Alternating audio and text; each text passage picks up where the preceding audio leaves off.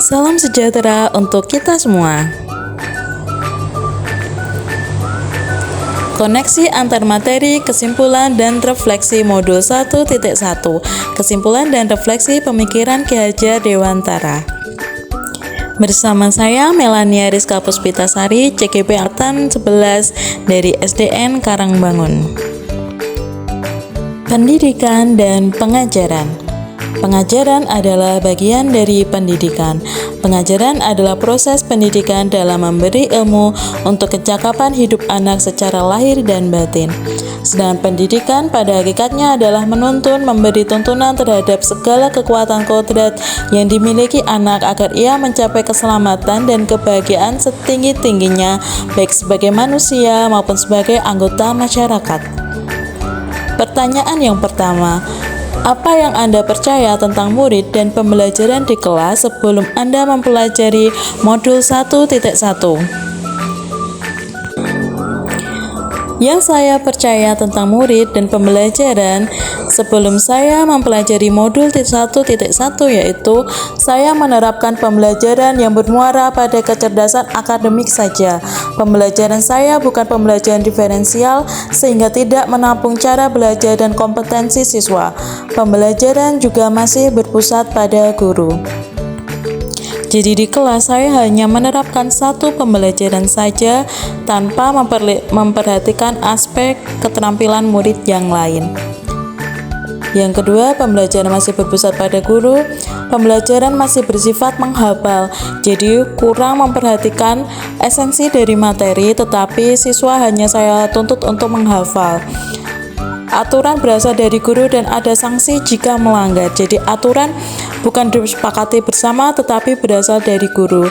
Pembelajaran itu menuntut siswa untuk menggapai nilai yang tinggi.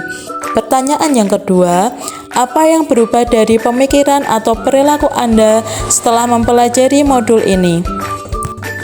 Yang berubah dari pemikiran atau perilaku saya setelah mempelajari modul ini yaitu setiap siswa memiliki kompetensi dan bakat masing-masing sebagai anugerah Tuhan. Setiap siswa mempunyai cara belajar yang beragam. Setiap siswa memiliki kecepatan belajar masing-masing. Setiap siswa membawa karakter dan didikan dengan cara yang berbeda dari keluarga dan lingkungan yang berbeda. Sehingga sebagai guru kita harus mengakomodir semua kemampuan siswa. Setiap siswa memiliki cara sendiri untuk mengarahkan mencapai cita-cita. Ada yang bisa dengan cara keras, ada yang bisa dengan cara lembut, dan menggunakan metode dan model pembelajaran yang berbeda-beda. Jadi setiap siswa itu tidak bisa disamakan satu dengan yang lainnya. Sebagai guru harus memilih model pembelajaran yang terbaik dan beragam dan berdiferensial untuk mengembangkan semua bakat dan kompetensi siswa. Saya tidak hanya berpusat pada kecerdasan akademis saja, tetapi kecerdasan secara menyeluruh sebagai anugerah dari Tuhan. Saya mengembangkan pembelajaran secara diferensial untuk menampung semua bakat dan cara belajar siswa.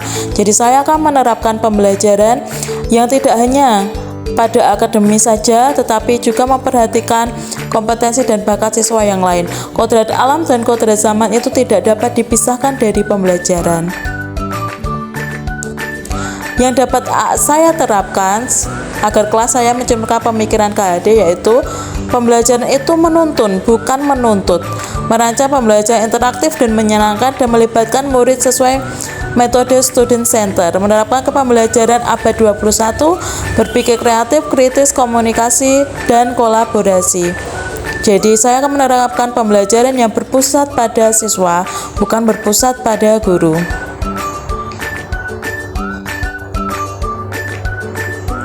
Menerapkan pembelajaran terdiri dan melibatkan semua kompetensi siswa. Jadi pembelajaran dengan cara ada yang bermain, ada yang menggunakan musik, menggambar, namun tidak melupakan esensi dari pelajaran tersebut. Memperlakukan murid sesuai dengan cara belajar dan karakter siswa. Jadi saya memperlakukan murid dengan cara yang berbeda-beda. Demikian, semoga menjadi inspirasi dan mohon maaf bila ada salah kata. Terima kasih.